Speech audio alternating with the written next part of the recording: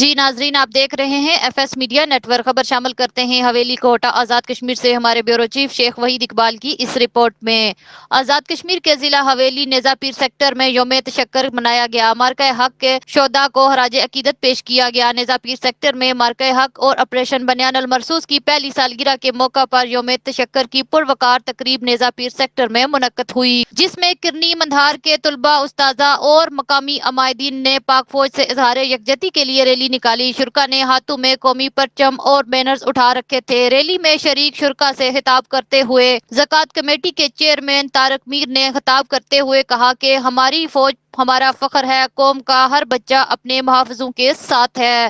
دیگر مقررین نے افواج پاکستان کی قربانیوں کو سراہا اور کہا کہ قوم اپنی فوج کے ساتھ شانہ بشانہ کھڑی ہے۔ تقریب کے آخر میں شہداء کے درجات کی بلندی کے لیے خصوصی دعا کی گئی۔